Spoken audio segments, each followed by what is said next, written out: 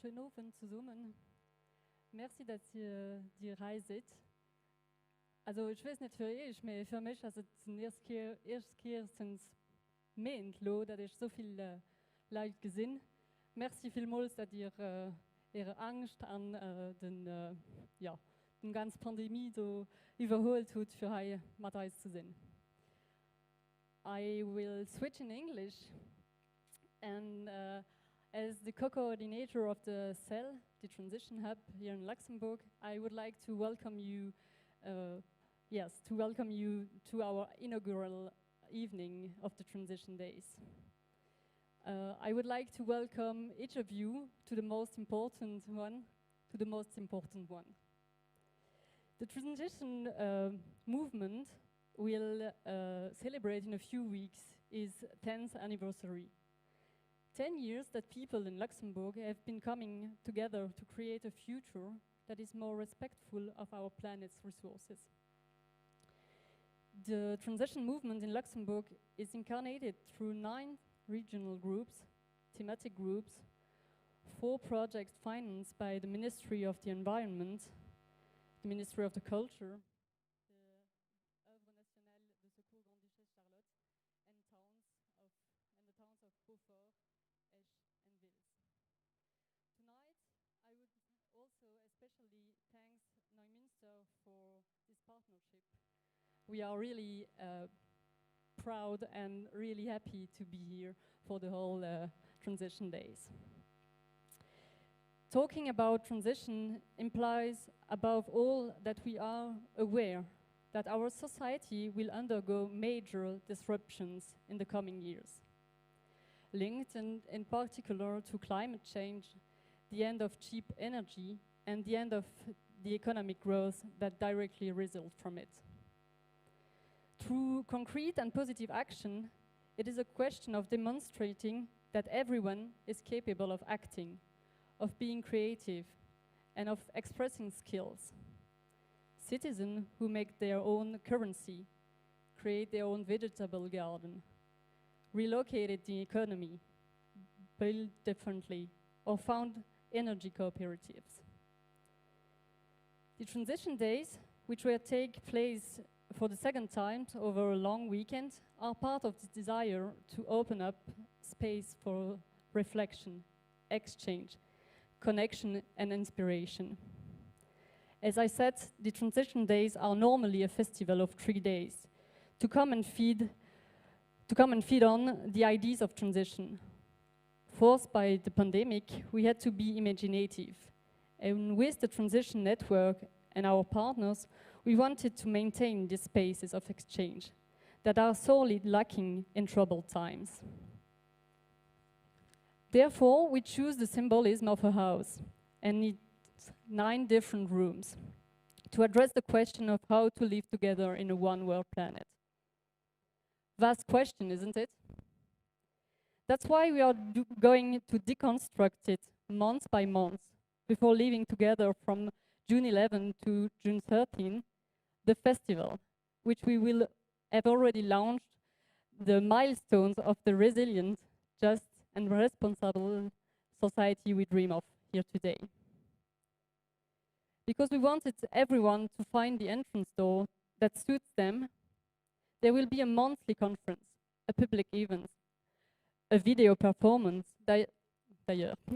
The first one by John Ehrman and curated by Nora Wagner is to be seen at the entrance of the Abbey. There will also be articles, workshops, and challenges. The idea is to change the world, for sure, but to do it on the individual level, to do it also collectively, and also to address to our government questions or way to change it. We and our partners are waiting for you in the kitchen next month, not to talk about recipes, but about food sovereignty, about food waste, about alternative to agro-industry. For the past few days, I have had the privilege to work with a man who describes himself as a bee who pollinizes the world with the story of transition that he collects on his visits. I hope he will give you the same energy and ability to imagine our world as he has given me. Because I guess you didn't listen to me, you didn't want to listen to me the whole evening. I will leave you in the hands of the inspired Rob Hopkins, co-founder of the Transition Network, who is doing us the honor of coming back here in Luxembourg for the second time.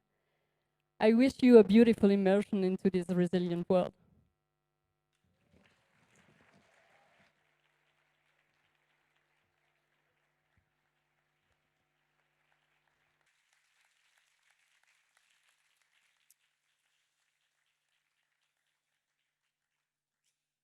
Moyen? Is that right? Yeah. Hello, good evening, everybody. Thank you so much for coming. Can you hear me okay? At the back? So, this is the first public talk I've given since February. This is the first time I've spoken in front of an audience since COVID began. And it's very curious to be speaking in front of an audience when you can't see their faces and you can't see how they're going to react. So I wanted to just introduce at this stage a little piece of kind of transition town technology that might really help me, which is a thing that we often use in meetings and in groups, which is where people do that with their hands. Are you familiar with that? Most of you done that before? It's a way of saying, yeah, that's good, yeah, I like that, I agree with that. So if I'm saying something and you think, yeah, that's good, yeah, I agree with that, just do that. It'll just help me know that everybody's sort of not sitting there going, but actually that people are engaged and it's all good.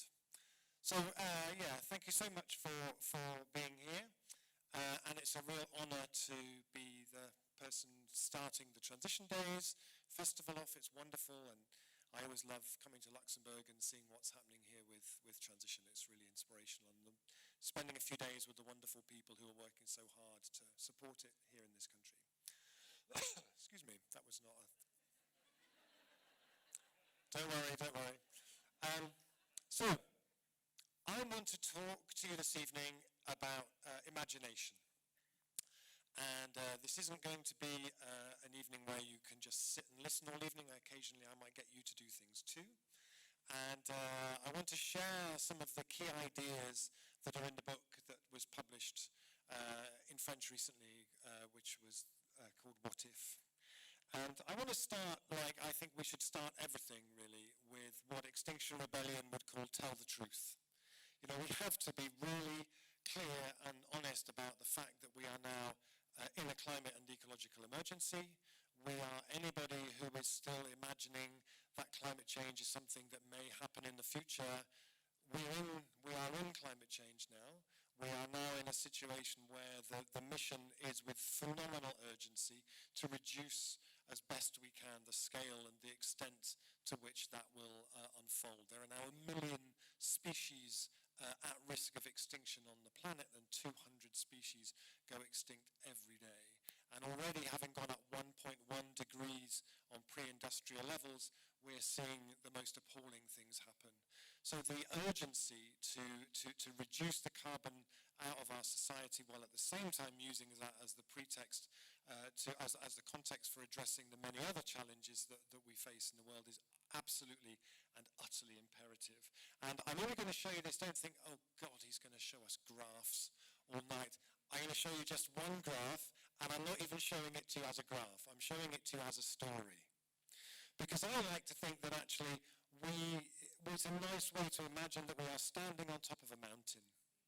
And this mountain has been created over the last 150 years. We stand on top of this mountain, and beneath our feet is more carbon, more debt, more inequality, and so on than we've really ever had before. And we're standing here on top of this mountain, and the guides who are with us, who are the people who really understand this mountain, are saying, we need to get off this mountain really very, very quickly because we can see the clouds that are coming in. And for some people, that's enough. That's enough to make us decide, yeah, we need to get down off this mountain really quickly. And of course, the thing that this graph shows is that if we had decided to get off this mountain a long time ago, it would have been a much steeper, much less treacherous journey. But we are where we are, and we have to get down. And for some people, it works to be told there are clouds coming and this is not good. For some people, I think the majority of people actually what we need to be doing is to be telling the stories of this place. How do we bring this place to life? How do we create a deep longing in people for the welcome that will await them in this future? I think so much of the work I do in the transition movement is about longing. How do we create a longing for a post-carbon future? How do we tell stories about this place down here that make it so delicious and so utterly irresistible that that's why we come down off the mountain and into a safer place? So I want to talk about imagination. I spent the last couple of years researching and writing this book about imagination because I kept reading people who I really admire, like Bill McKibben and Naomi Klein, and people who said climate change is a failure of the imagination. Something about that statement got under my skin and kind of stayed under my skin during that time. Why would it be in 2020 that we are experiencing a failure of the imagination when we're faced with a crisis that demands that we reimagine and rebuild so much of what we consider at the moment to be business as usual? And I found out things like when really interesting research where you take a group of people, you divide them in half. Half the people learn to play a sequence of notes on the piano, and the other half of people sit and look at the piano and imagine themselves playing that sequence of notes on the piano for 2 weeks. And by the end, they're almost as good as each other at doing it. The human imagination is an extraordinary thing. John Dewey, the educationalist, described it as the ability to see things as if they could be otherwise. And if there was ever a time when we needed to master the art of seeing things as if they could be otherwise, this is that time. I like to think that actually for many of us, we find ourselves kind of adrift at the moment. We've realized that business as usual is not going to work. Business as usual is a kind of a suicide pact. And so we have left in our minds the shores of safety where we've lived for a long time, and we are kind of out at sea and trying to figure out where we're going and how do we get to a better shore, and looking at the stars above of the things that we see around us, one of them being transition here in Luxembourg, and trying to use those to navigate. And I don't want to for a moment downplay the fact that this move now of saying we have to urgently decarbonize, we need to be looking at, the scientists tell us, cuts of 7-8% every year starting right now. That's a scarier journey to set off on. But if we frame it like that, I don't think it really works. I often end up on social media, on Twitter particularly, debating with people who get in touch with me and say, that's never going to happen. This is all ridiculous. Or climate denying people who say, this change is impossible. Nothing ever changes. This is how it is. This is a picture from the late 1960s in America when you could drive your car to the beach and you could park your car on the beach. And I'm sure at the time there were people who said, we can't imagine, it's our right to park our car on the beach. We should be able to park our car on the beach whenever we feel like it. We can't imagine a world where we can't park our car on the beach. Actually now, why would it seems madness that anybody would want to park their car on the beach. I remember when my wife was pregnant with my first son, going out to a restaurant and the person next door to us just sitting and smoking during the whole meal and feeling completely affronted when we suggested that maybe that wasn't a very good idea. Things change, attitudes change, and they need to change a lot quicker. And sometimes this sort of lack of imagination is dazzling sometimes. This was a few days ago when Donald Trump was asked to comment on, made a statement about energy efficiency and climate change, and who said that making buildings energy efficient, having zero carbon buildings would mean, that means no windows, no nothing. It's very hard to do. So really when, and you meet it in lots of places, this sort of, no, that's impossible, I can't even imagine. What would a low carbon world be like? Oh, it would be, we'd live in buildings with no windows. Really? Really? And when we come to a point where we need to act really rapidly, and there was some research published in the late 2010 that looked at creativity in the United States and the ability to be imaginative. And it concluded that imagination and IQ rose together until the mid-90s, and then IQ kept rising and imagination went into what she called a steady and persistent decline. She attributed that to the rise of testing in schools, to the decline of play in our culture, and to the rise of screens. And I think it's sort of been declining ever since. And if that's the point, if that's what's happening, that's a real problem. If we've reached a time when we have to be able to imagine things differently and we can't, if a muscle that should be like that is actually like that, we have a real problem. But of course, change happens. This is in the Netherlands in 1982. This girl was waiting at the bus stop. She had no idea that it would end up like this, of cycle tracks and much, much less space for cars and trees. Change happens, and we sometimes forget that. This is one of my favorite stories. The world is full of stories of change happening really quickly. There are so many people who will try to convince you that change is impossible. Change doesn't happen quickly. Rubbish. History is full of stories. This is one of my favorites from 1892, when over a weekend, over 2 days, they started at 4 o'clock in the morning on Saturday, and they finished at 4 o'clock in the morning on Monday. A team of 4,200 workers laid 177 miles of train track in the southwest of England. Nowadays, it takes years to do any small little amount. But actually, when we decide we're going to move really quickly, of course we can move really quickly. And we've seen with COVID, things that we were told were impossible and there's no money for that and things can only move slowly, have moved incredibly quickly when we decide there's a problem that we need to address. And about 2 years ago, a year and a half ago, I went to London for the Youth Strike for Climate. It was amazing. There were 100,000 young people and adults who'd come out to support them in the square at Westminster, outside Parliament. There was incredible energy and dynamism around the whole thing.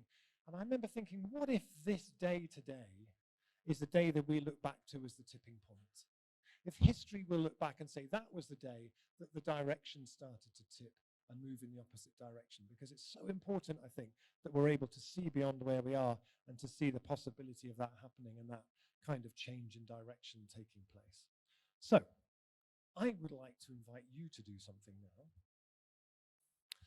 which is that I have brought with me, it's just slightly off the stage here, you can't see it, but I'll do it in a minute. I brought a time machine with me that I built in England. It was my lockdown project. I found some plans on the internet and I built it in the garage, and I brought it here all the way on the train on Monday from England. And in a minute I'm going to turn it on and we're going to do a little bit of time travel. So the invitation for this is we're going to travel forward 10 years, just 10 years into the future of this city.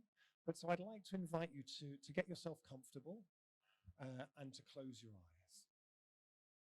So you might want to, if you're crossing your legs, you might want to just uncross your legs so you're sitting kind of in the place where you are, to close your eyes. And in a minute, when I turn on my time machine, we're going to travel forward 10 years. And the 10 years that we're going to travel through have been a time of the most extraordinary change and transition in the history of this country. Things that in 2020 felt completely impossible moved and changed. It was a time that future generations look back on and celebrate the bravery and the work of the people who were there. They sing great songs, tell great stories about it. Things that seemed really permanent in 2020 crumbled and disappeared, and new things were born. And you're going to be stepping out when I turn on my time machine into a future where that has all happened. And the little thing I need to do before we turn it on is I need to just teach you what a time machine sounds like. It's a big question, eh? You've always wondered what a time machine sounds like. So a time machine sounds like this, but with you all joining in.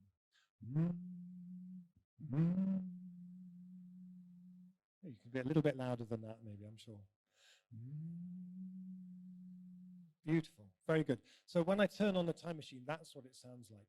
And when we turn it on, I'd like you to imagine that we travel forward those 10 years and you step out into Luxembourg in 2030 with its bird song, with its clean air, and just to take a walk around in that world. And we'll just sit for about 2 minutes and allow you in your imagination to take a walk around that world. What do you see? What do you smell? What do you feel? How is it to be in that world? Okay, let's turn on our time machine and take a journey to 2030.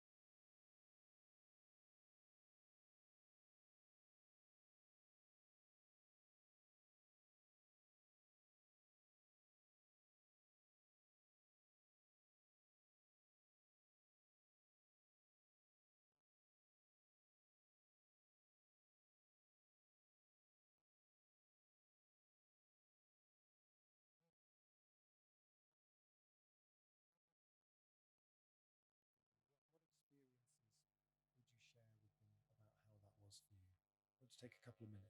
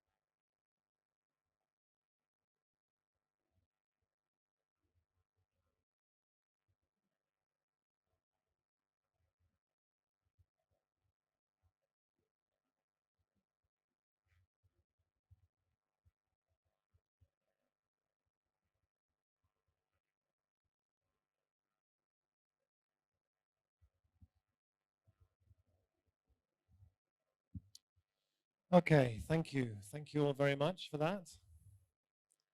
If I could invite you back again.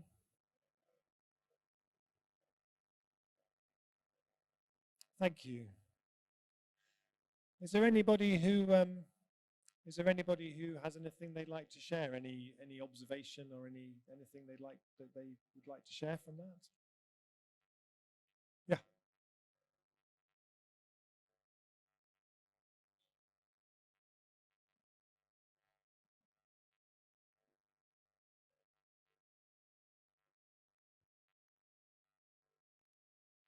So she said the Olympic swimming pool in Luxembourg has been converted into a natural swimming pool, and as you swim, you're swimming among fish and tadpoles as you swim. Thank you. Any more? Yes.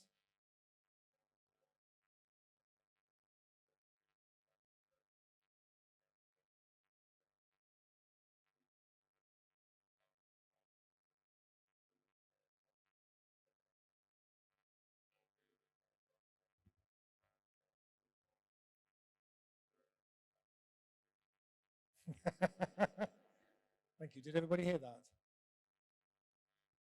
Okay, thank you. Any more? I mean, that was pretty comprehensive. But, yes. No more noise from cars. Yeah, hearing insects.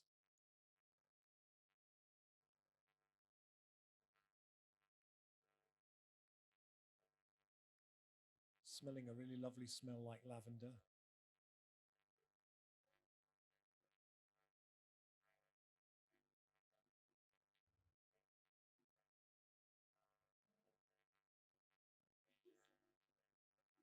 Okay.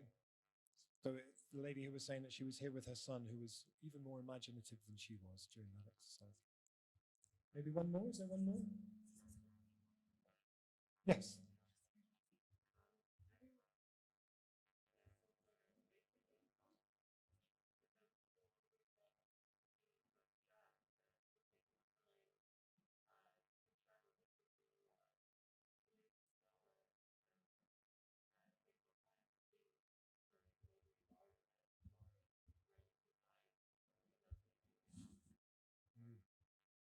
Thank you.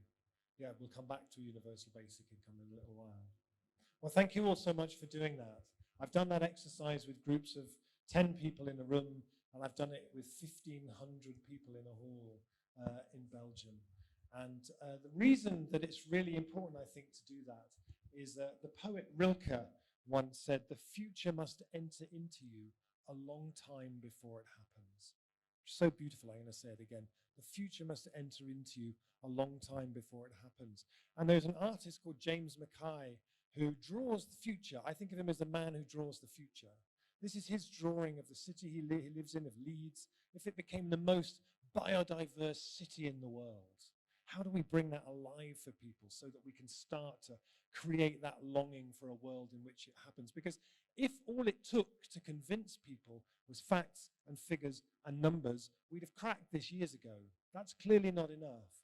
We need story, we need imagination, we need images that can help us to almost breathe and smell what that future would be like.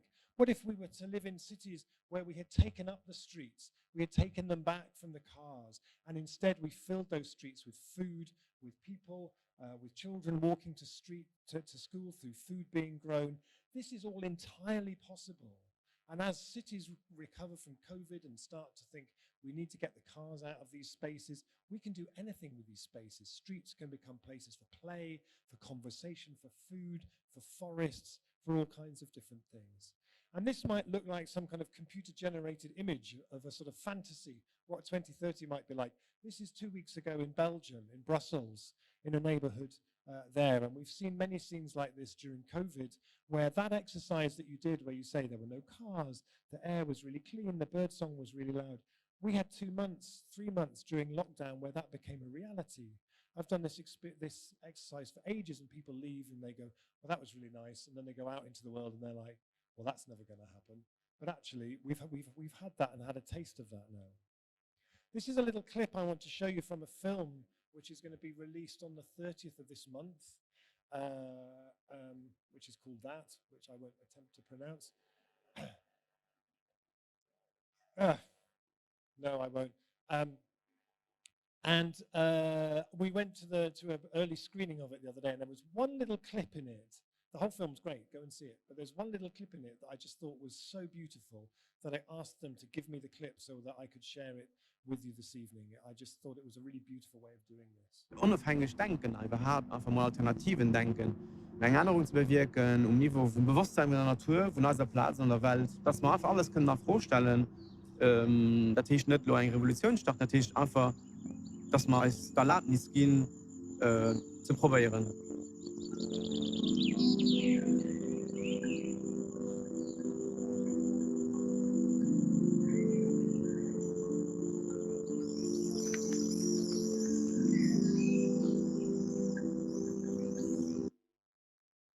Isn't that lovely?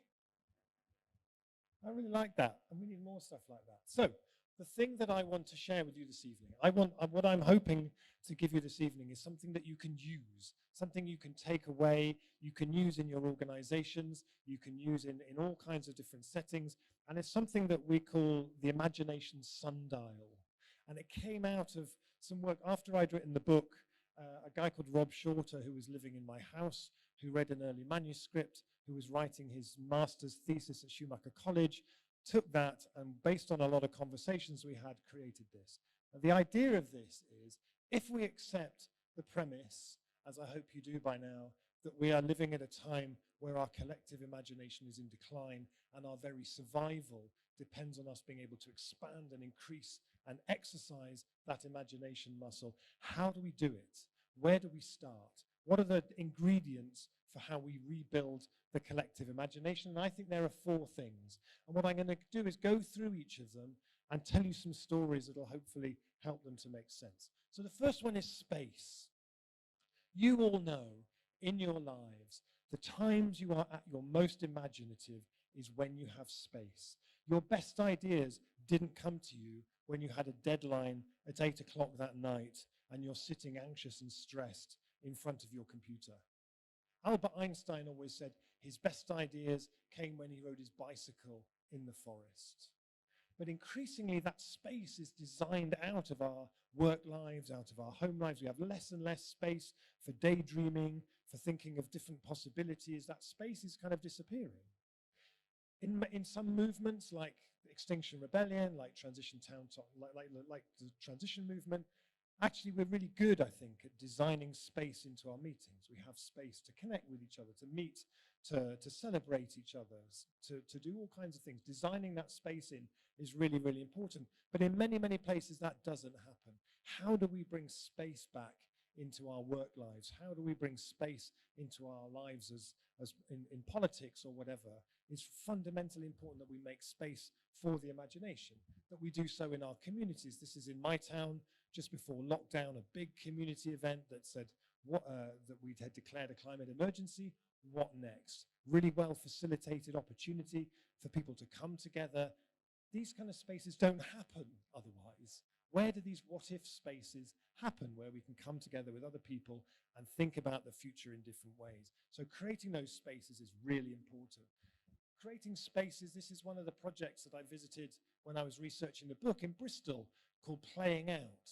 We've seen a spectacular decline in the number of children playing in our streets over the last 50 years. The former mayor of Bogota in Colombia said that we should look at the number of children playing in the streets of our cities as being a key well-being indicator for that city.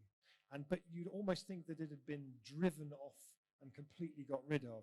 So in Bristol, they have a project called Playing Out, where they are trying to bring play back. They make it really easy for families on a street to close that street every Wednesday evening and different times. And then what happens, you close the street and the street fills with children playing. It's inevitable.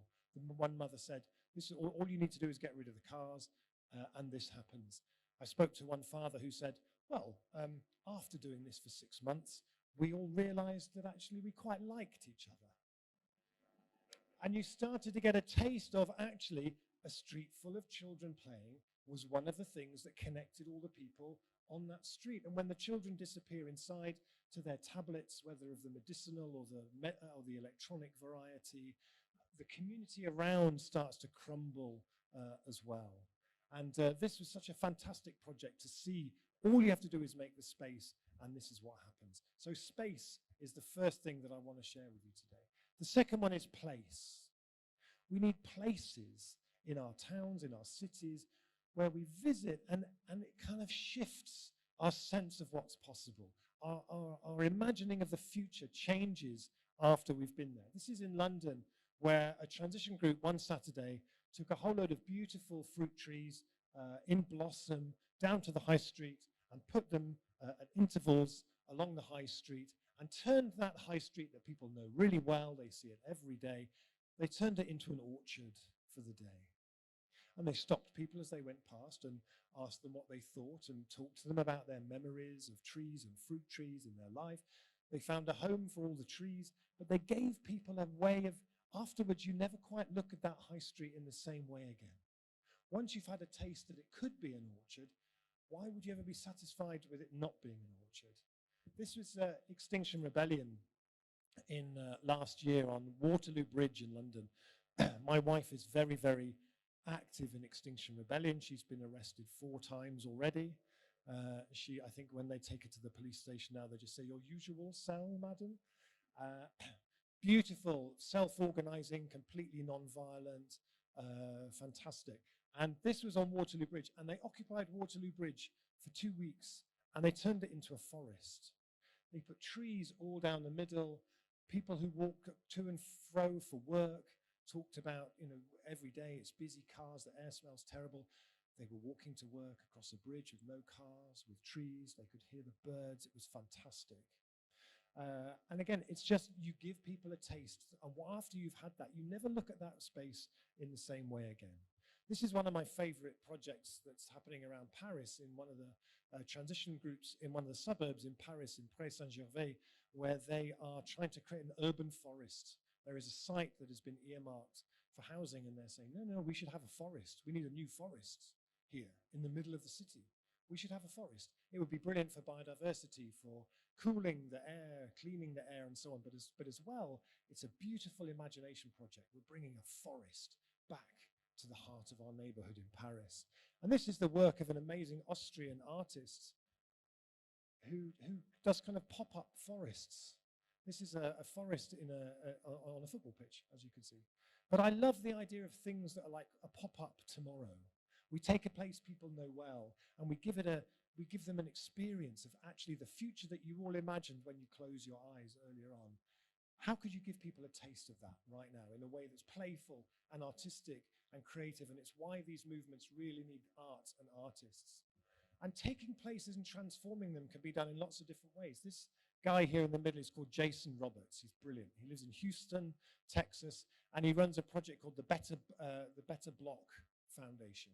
And what they do is they go to places that people know, but they don't really love very much. Nobody really loves this place.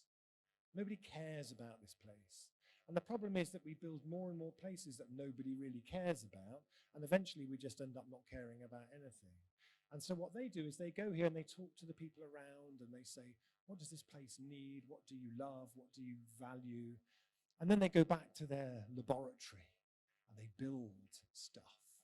And then they arrive at night and nobody knows they're going to come. And they work all night. And the next morning, people go back to that place they didn't really love very much, and it's turned into this. They fill that space with food and smells and light and color.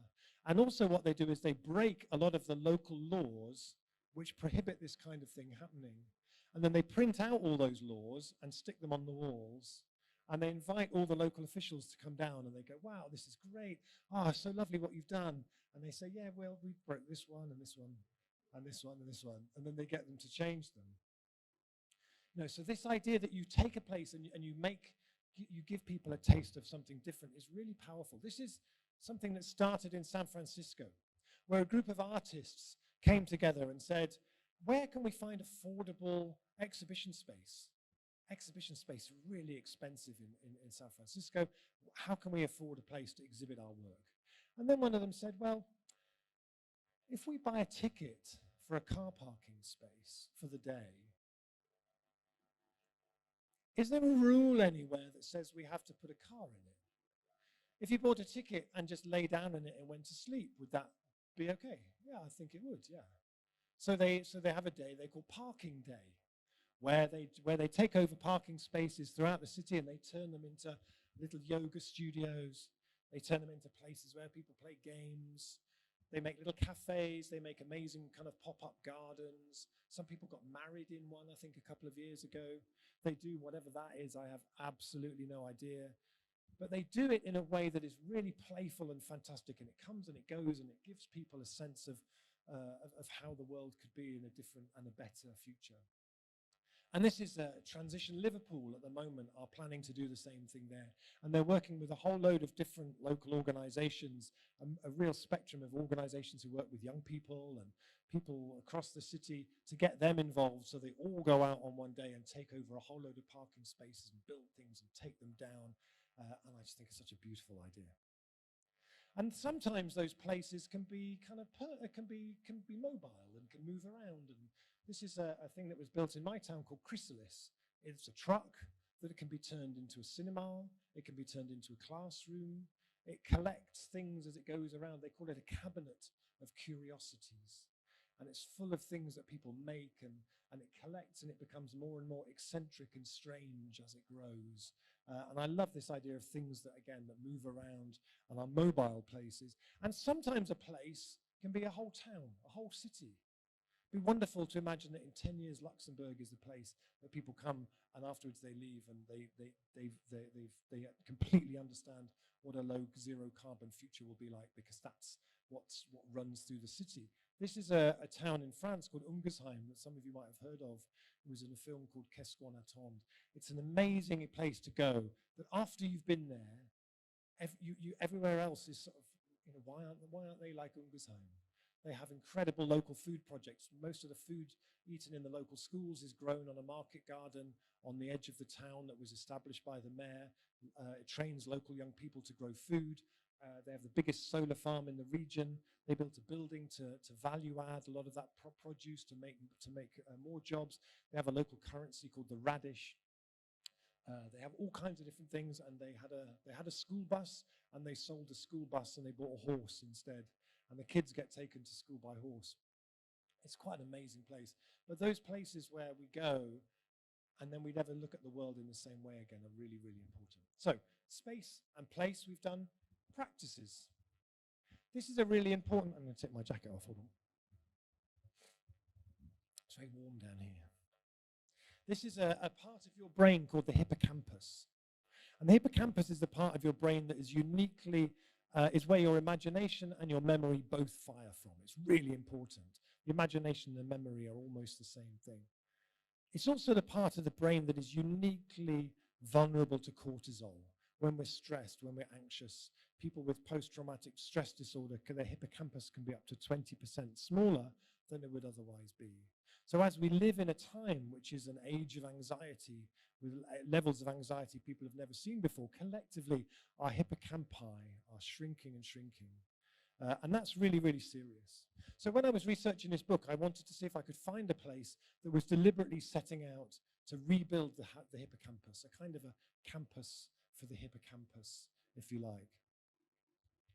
And I went to this place in Scotland, in Dundee, called Archangel. And Archangel are amazing. I was so moved by what they do. They work with people with mental health problems, with depression, with anxiety, and they use art. They say, when you walk through the door here, you're not a patient, you're not a client, you're an artist preparing work for an exhibition. And every year in Dundee, in the main gallery, they put on an exhibition of people's work. It's absolutely beautiful. And I spoke to so many people there who talked about how they had completely lost sight of the future. The future had shut down for them. And since they had been coming there, it had opened up again. They were reimagining themselves, who they were, because the who they were before wasn't working.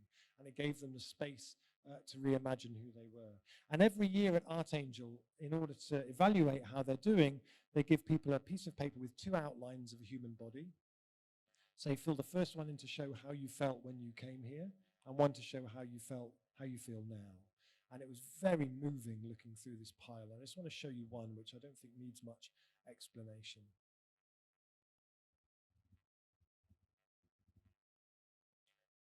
I feel like when I look at that is also what the next 10, 15 years will feel like if we are able to achieve everything that needs to be achieved. This is kind of what the journey to a low carbon, zero carbon future looks like to me. So in terms of practices are things we can use to sort of bring people together and fire their imagination. This is one of my favorites that we developed in the transition movement, along with an organization called Encounters Arts, and it's called Transition Town Anywhere. You need about 100, anywhere between 100 and 400 people. You need a big space, and you start with an exercise like we did at the beginning, where you imagine you're stepping forward into 2030, and you know, what's it like? And then you think, well, what am I doing? What's my role in this world? What am I doing? And then you meet other people who share that interest, and together you plan something that you're going to be doing. And then and then you come together and you actually build it with cardboard and bamboo canes and string and sticky tape and pens. And you build a 3-dimensional version of that world that you then live in and trade in and inhabit in all kinds of different ways. It's absolutely fabulous to be among 300 adults completely lost in play, completely believing in this world that they've created. There's something so powerful about it. This was when we did this last year. These 2 young men here built the public transport system for Transition Town Anywhere. Now this might look to you like some chairs and some sticks and some cardboard. They could tell you everything about this, the color of the tickets, how much they cost, where it went, what noise it made as it moved along, what the seats were made out of. This was a completely fully realized thing in their imagination. The first time I did it in 2012, I got together with some other people. We created something called the Yeast Collective, which was a brewery and a bakery and a mill in the same space. We thought the future has to have that, surely. That's just too fantastic. Why would the future not have that? And we built it with cardboard, and we lived in it, and we designed all our beers and our training course and our investment, everything. It was completely, fully realized in our imagination. The next year in my town, we started a brewery that was called the New Lion Brewery. that was modeled on that. Last year, we turned that whole business into a community investment, into a community interest company owned by its members. We raised £180,000 of investment from local people so that we could move the brewery into the same building as a mill and a bakery. And when we were doing that, people would say, but how do you know this is going to work? I said, I know it will work because I played it. I absolutely know it will work because I played it. I've met so many people who did that exercise who then went on to create the thing that we did. The politics and the activism that we do around climate change needs to give people the opportunity to really feel into what the future could be like. This is a man called Per Gronqvist who works for the Swedish government. His job title is Chief Storyteller. That's what he does. His job description is to bring to life the day-to-day realities of living in a post-carbon world. What a fantastic job. Every country should have a chief storyteller. Every organization should have a chief storyteller. You should all feel skilled and confident enough to be the chief storyteller of any circle that you're in and to do exactly the same and to bring that to life. We should be training armies of chief storytellers very, very rapidly, I think. So one of the main practices that we see come through the transition movement is the art of asking a really great what-if question. And we had a workshop this afternoon here with about 20 people, some of whom are here, where we did a lot of work around what if and building that muscle of asking really great what-if questions. And this is one of my favorite examples in Liège, in Belgium. 5 or 6 years ago in Liège, the transition group there came together, they had a what-if question. They said, what if, in a generation's time, the majority of food eaten in Liège was grown on the land closest to Liège? What a beautiful, beautiful question. It's a question that created a basket into which people could bring ideas and projects. I went there, they did a big launch event, they invited farmers and chefs and academics and baristas and anyone who cared about food. And then 5 years after that, last year, I went back to Liège. And in that time, they had created 25 new cooperatives. They raised €5 million of investment from local people to support those co-ops. They created a farm, 2 vineyards, a brewery. I had to go and visit the brewery, you know, we all have to make sacrifices. They started a shop called the Small Producers in the middle of Brussels. No, Liège. It's been a very long day. In the middle of Liège. And it's this big space, and they paint it white, and they put pallets down, and they put the food out from local farmers. They sell it for the price the farmers want it to be sold for. And within 6 months, the first shop was doing so well, they opened a second. They now have 4. The first one has doubled in size. This guy up at the top is called Pascal Hennen. He's the manager of the shop. And I always remember I said to him, so what's the potential of this? How far could this go, Pascal? And he's a very cool guy. He said, I think by the time we have 12 of these shops, the supermarkets will start to fragilize. It's a beautiful word in French, fragiliser, which we don't really have in English, but we should because it's fantastic. Not we have to campaign against capitalism and smash the supermarkets. No, no, no. We build something better. And people can step off onto that instead. And when I met the mayor of Liège, he said, we used to say we wanted to be a smart city. Now we want to be a transition city. This is the story of this city. Our role as a municipality is just to get out of the way and to support where we can. So all those loads of land around Liège that the city own, and they have mapped all that land, tested it all for contamination, catalogued what kind of land it is, and made it all available. They have a project called Créa Farm, where young people who want to come and start growing food for Ceinture Alimentaire can get access to land through this. It's just amazing. For me, as somebody who spent 13 years going around with this vision of how the future could be in my head, trying to inspire people to do it, to visit Liège is a really emotional experience, because I'm having my lunch in this vision that's a working reality and these people's work, and it's just absolutely brilliant. But it started with a really great what-if question. That's the important piece. And though I'm sure many of you are familiar with Kate Raworth's donut economics model, which is a beautiful tool for the imagination as well, which says, when we're thinking about how a city like Luxembourg develops in the future, we can't go out that way because we can't add to climate change, we can't add to air pollution. We can't go into the middle because we don't want to undermine gender equality and all these different things in the middle. So it defines the safe space. And when you put limits around the imagination, that's when the imagination flourishes. It's like if I said, tell me a story. Well, I don't know. But if I said, tell me a story about a mouse with a little blue hat who lives under this piano over here, then you have a framework and it's much, much easier to be imaginative. So when we put limits around things, we can be much more imaginative, I think. And it's been beautiful to see since the book came out how different communities around the world have picked up this idea of what if and are using it. This is in Birmingham, where a group are wanting to create an Imaginarium on their high street. They want to create a space on their high street dedicated to helping the imagination of their community. This is another community who did a big event, and they used what if and what is as to define the whole event. This is in Northern Ireland, where they're doing a big community consultation based around using what if as the tool. It's a really powerful way to help people step into a different way of thinking about the future. And it's where we should start, I think, in any discussion about what we want the future to be like. So just a little story to tell you about that, which is I went to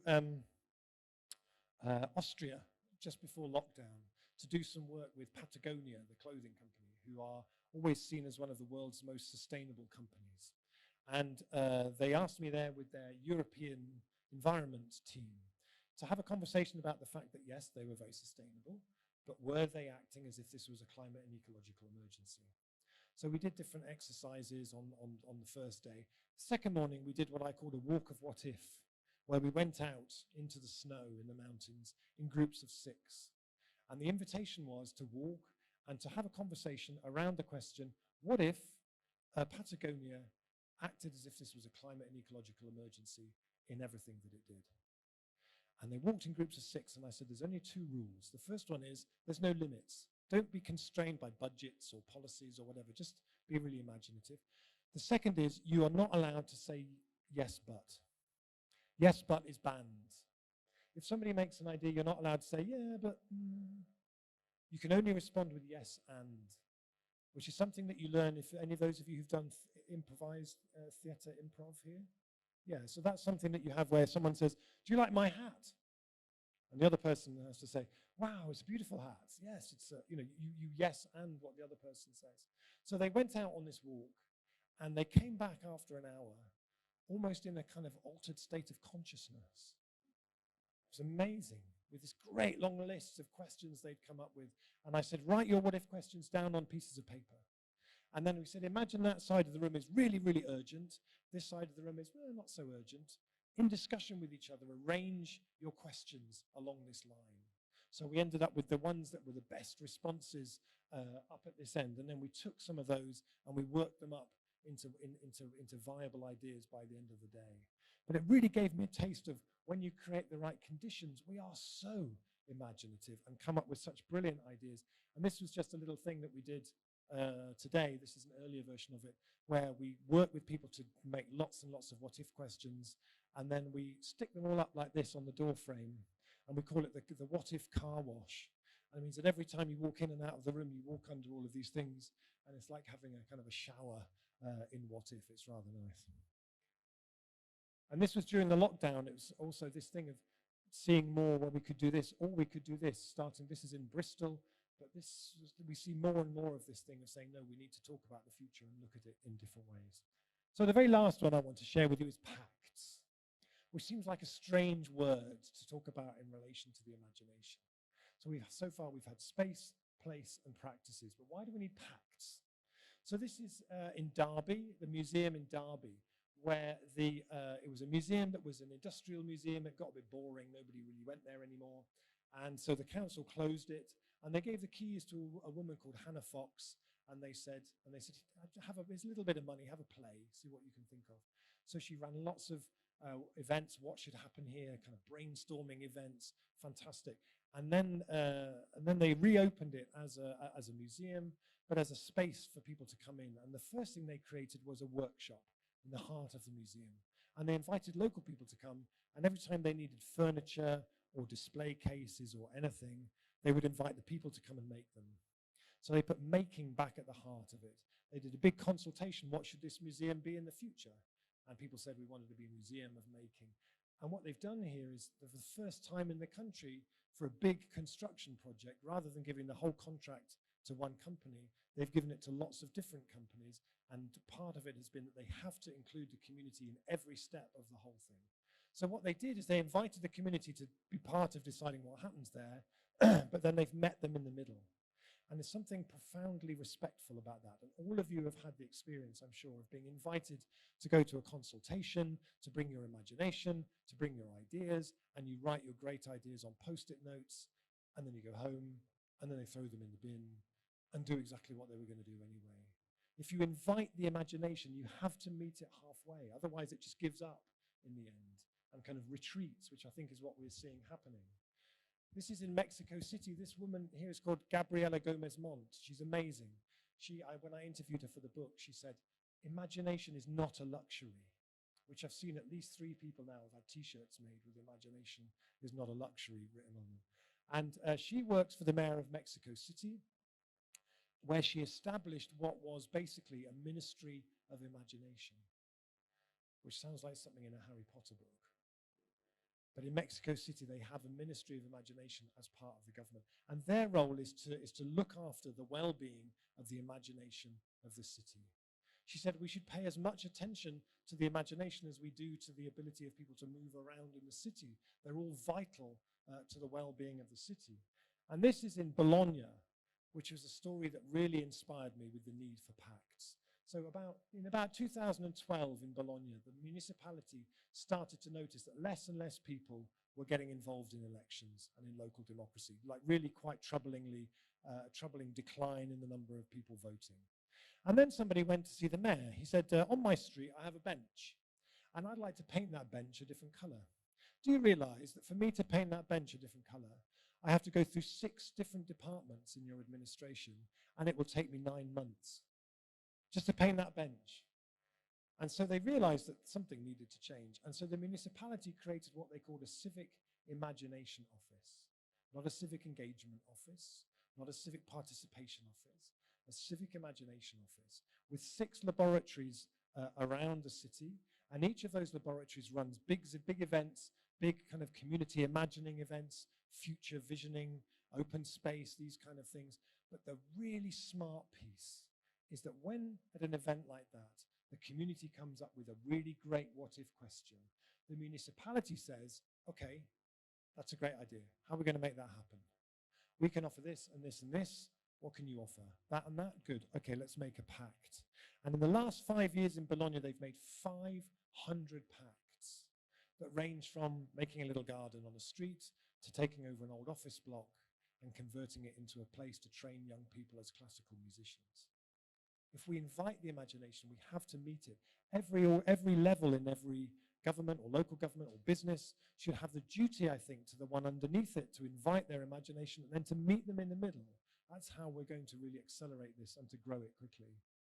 So that's what we really do in the transition movement, and what's happening so beautifully here with CEL and with the transition groups here is that the transition model is about how do we, in the places where we live, start to give people a taste of this.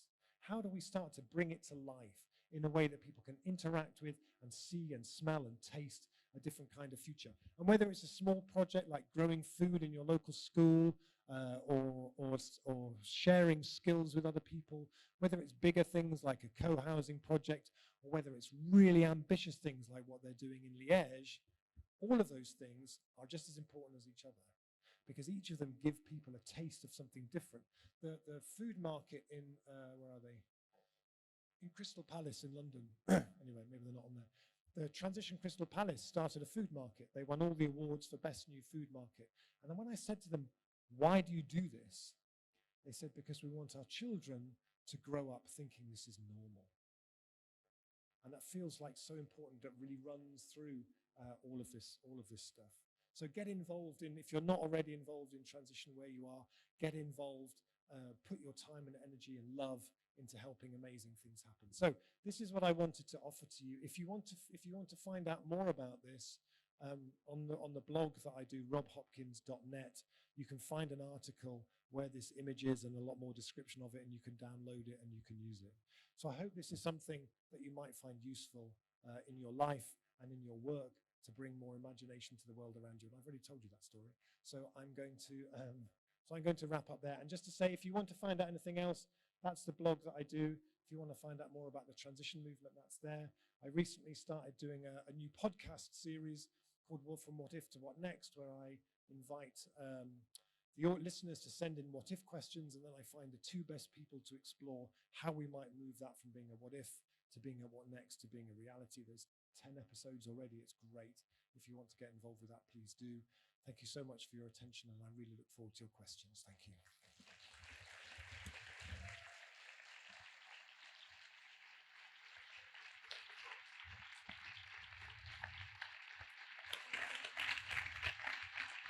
Thank you. Thank you, Rob.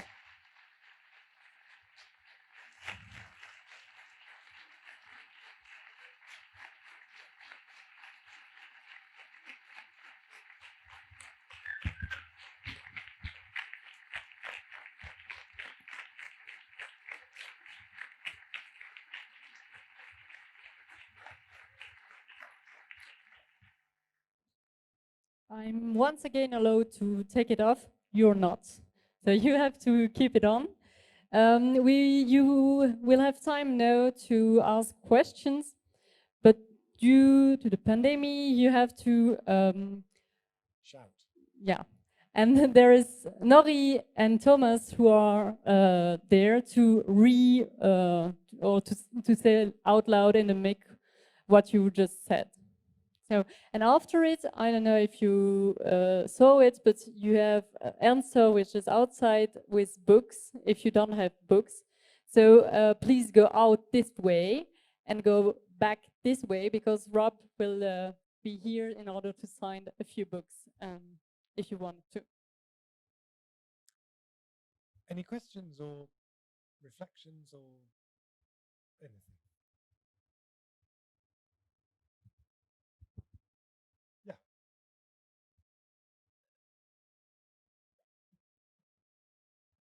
Maybe if you turn around and then they can hear you behind.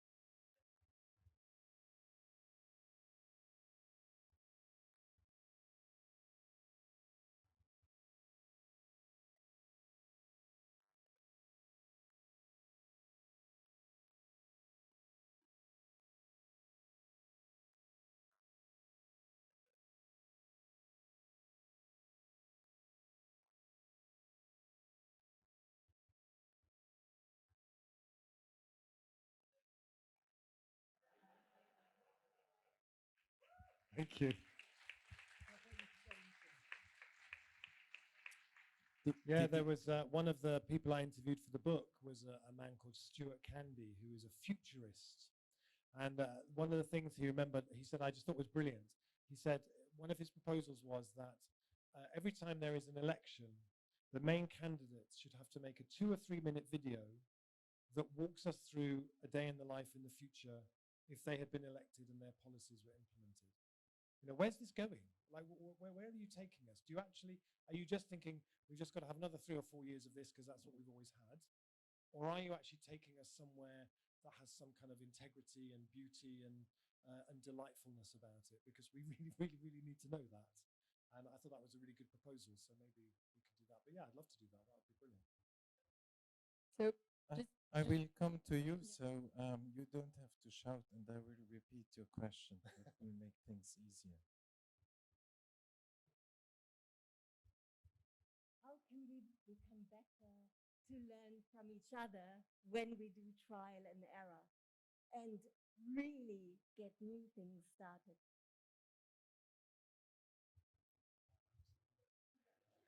How can we get better to learn from each other if there are many innovative, daring projects? How can we document what didn't work in our snazzy culture? Brilliant. Yeah, thank you. I think we've always had a really strong principle in the transition movement that actually we celebrate failure. But if you try something and it doesn't work, that's great. You tried it, brilliant. Why didn't it work?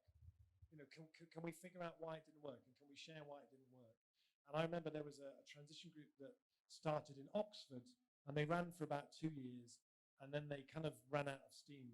And they wrote this all of the people who were in the core group of that transition group wrote this beautiful blog where they all talked about what their sense was of why it hadn't worked. Basically, they'd taken on something too big. It was too much. Oxford's a big place, a big, really complicated place, and they would have been better to work at a kind of neighbourhood scale with that. I think in terms of sharing stories, that's really, the transition movement is lots of things. The transition movement is an economic development model. It's a community development approach. It's a set of tools for building inner resilience for very uncertain, turbulent times. It's a set of tools for groups and processes and things like that. But it's also, sorry, I completely forgot what I was saying there for a minute. What are we talking about? Yes, it's also a network of storytelling. So we say to every transition group, you can have all of the resources, all of the tools, everything is free. You don't have to pay to become a transition group. There's no membership fee. But the important thing is that you share your stories. And then we gather those stories and distribute them in blogs and little books. And I think there's probably copies of 21 Stories of Transition Outside, which is a beautiful collection of stories from the transition movement. And we gather those and share those. And that's how we do it. And for me, I think it's so much easier to get completely despondent about the future when we don't have those stories. It's one of the reasons I think why the French film Demain was such an incredible success, because it gave you, when you're being imaginative, you can only be imaginative with things that you already have in your memory. Those are the things you can assemble, you can take and you can assemble them in new and unique ways, and that's really what imagination is.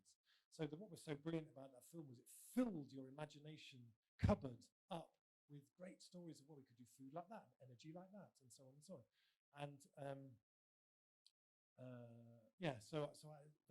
we need to seek out those stories. And there are places where we can find them, but we need more places. And the fact that our media every day doesn't tell us those stories is doing us a real disservice, I think.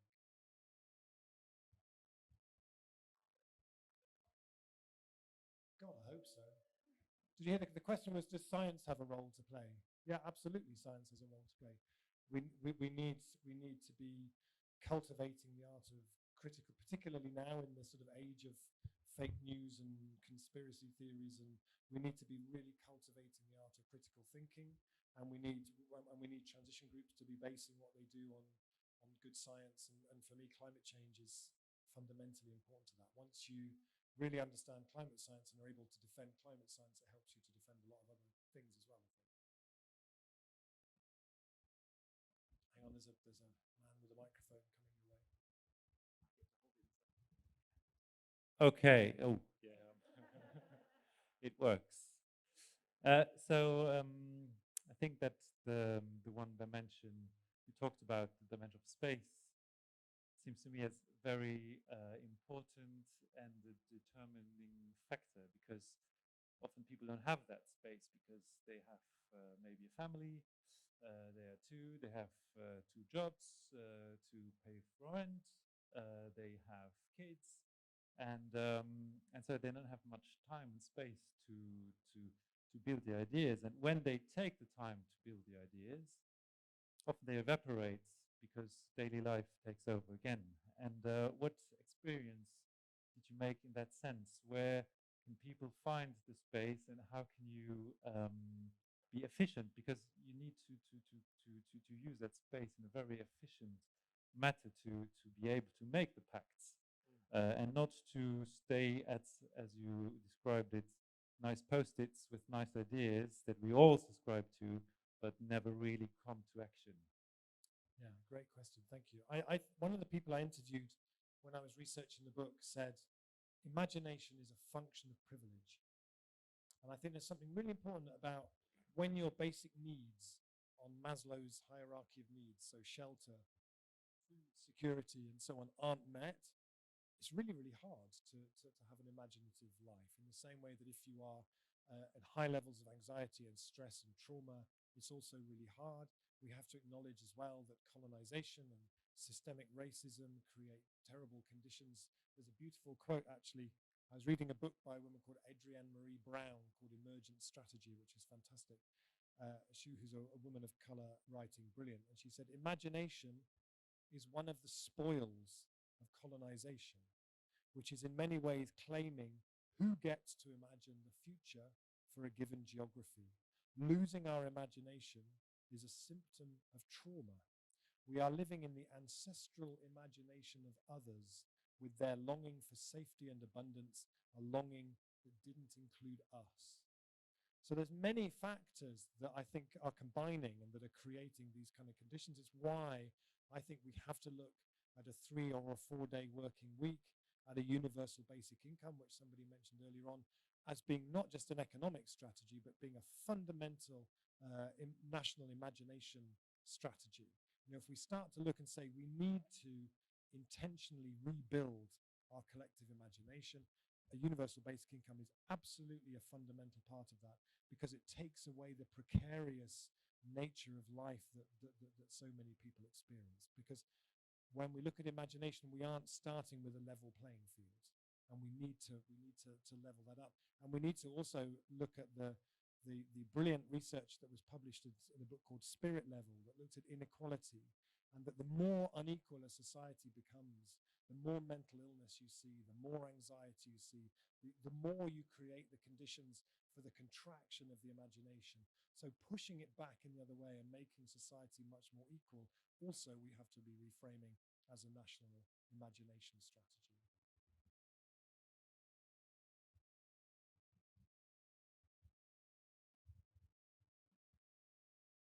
So since you talk about inequality, how can we move the people which are in the positions like big corporates or even politicians to move more in this direction? Of course, we are consumers, we have power as consumers, but still it's like much harder to hit it from down below than to move the people which are in the positions to make changes in their corporate ways to produce food, make rules in politics.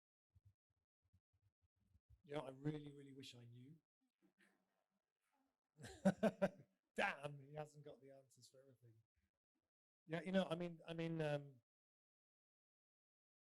you know, one answer to that is I think that we absolutely, alongside the kind of big and bold and beautiful yes that I've tried to sort of set out here this evening, we absolutely need the big, bold, beautiful no that we see manifesting in Extinction Rebellion and the Sunrise Movement and Black Lives Matter and different organizations like this. Absolutely, we need, particularly as so many aspects of this get worse and worse rather than better and better, we have to be support the organizations that are trying to put their bodies in the way and saying no, this goes no further.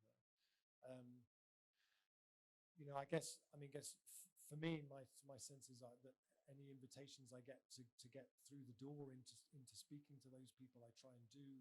You never know where ideas go, and you know, the work with Patagonia was really fascinating. It was the first time I've done work like that with an organization, and it's already starting to have lots of kind of knock-on things within that company. So I don't know, but also we have to always remember that as consumers, we have a degree of ability to shape where things go, but it's not easy. It's really difficult. You know, the thing that I see in so many places now is so many organizations and people and activists really taking stock of where we are now. With COVID, it's so much harder to organize demonstrations, harder to organize meetings. Things move more and more online. It's less and less easy to have an impact, to be noticed in that kind of space. You know, what do we do? How do we mobilize going forward from here? And it's been really fascinating for me to spend during COVID to be involved in lots of webinars and meetings with different people, and to see how many people in transition are going, we need to be more like Extinction Rebellion and be more kind of confrontational and out there, and more people in Extinction Rebellion going, maybe we need to be more like transition and, you know, working from the bottom up and building things. And everybody's along this kind of spectrum and trying to figure out what's the most skillful thing to do as the people who are in charge of everything become more and more insane and demented. You know, it's something we're all trying to figure out together, I think.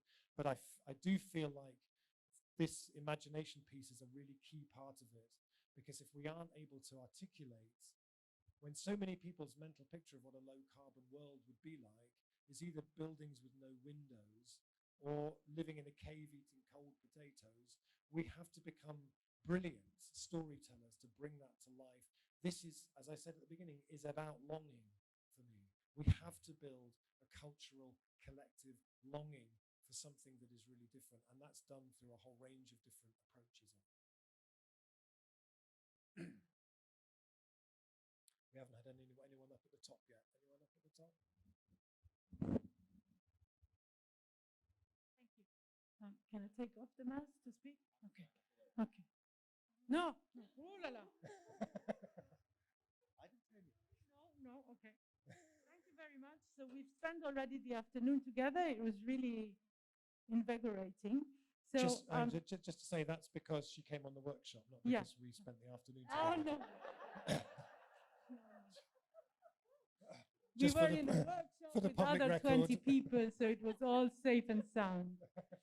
So about triggering the imagination, we are part of a platform called Votum Klima here in Luxembourg, trying to talk about climate change, getting more action, climate justice, and all this. And we actually started a campaign on a what if campaign. So we did posters and stickers and all this. It's really nice. It's a really nice campaign. They're beautiful. I've seen Yeah, them. you saw them. That's really I've cool. got some in my bag. I'm taking I them home. wonder actually if a lot of people saw them, because we have a problem in town, is that there's no space to actually put up the posters. No, I'm just saying, it's also about, finding the space actually. We have, a few of us, we made some encounters with the police also, because we were putting up the posters in places we supposedly are not. Now even we got the Ville of Ash that is actually trying to get money from us because we put the stickers in some places. So, but it's really silly, but it's just we need to reclaim maybe also all the spaces that to trigger the imagination of the public and the people actually. So yeah. So just to share this and. Yeah. So anybody who owns a wall,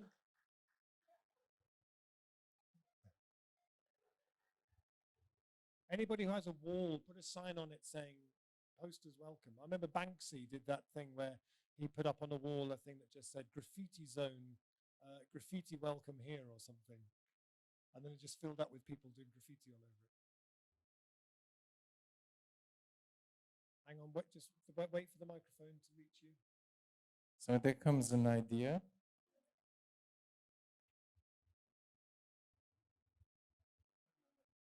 What about asking people to put them in the private windows that are giving on the streets, as many people as you can? Great. Thank you.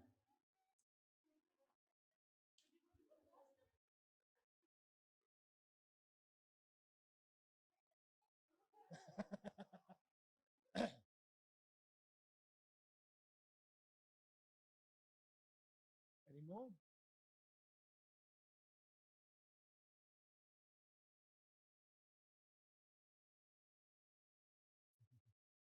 Yes. Oh, sorry, Nori. We're giving Nori a bit of a workout tonight.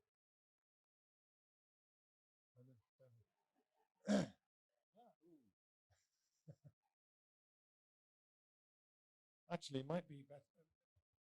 We've got masks on. Shout. Thank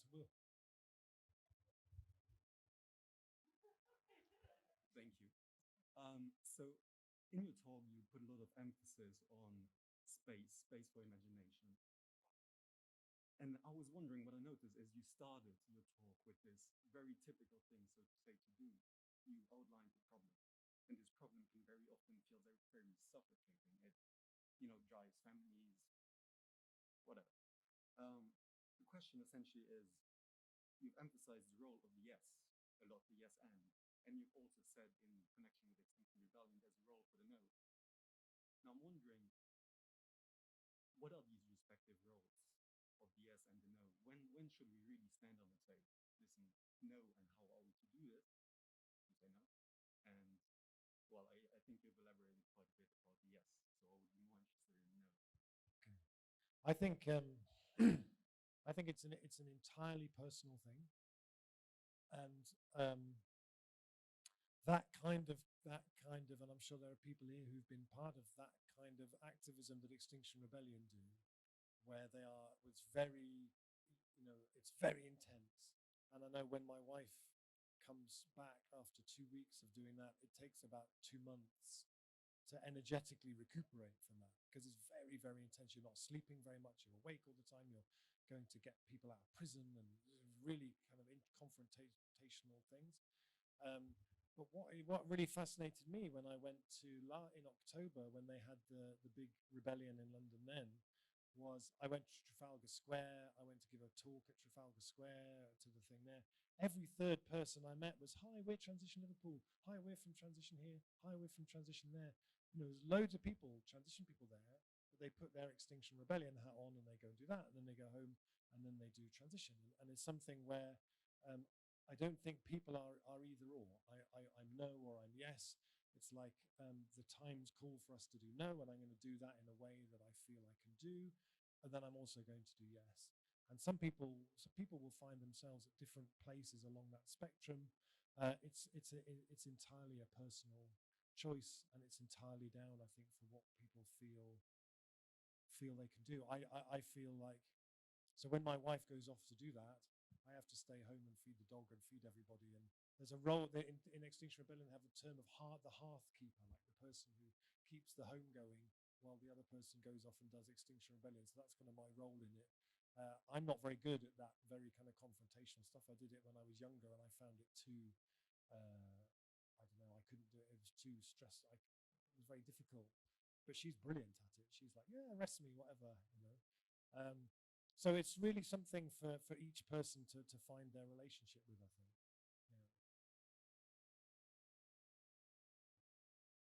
Time for the last question. Yeah. No, your side.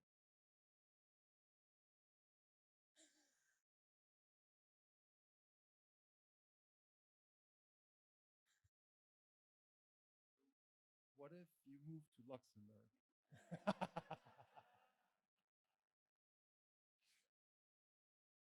I have to say, I love coming to Luxembourg, and I loved this garden out here. The old monastery garden out here is one of the most beautiful examples of urban food production. We should be like that absolutely everywhere. No, I love coming here. I don't know. Maybe. I think there's a lot of people under current circumstances in the country where I've come from who are very keenly looking to get the hell out of the place. Quite understandably. So who knows? Who knows? But thank you very much. I appreciate the hospitality. Thank you. Thank you very much. I hope that you are as embarrassed as I am. Thank you also to the two interpreters that we had tonight. Thank you, everyone. Let's hope that you're ready to start new projects to fight if it's the size you want to.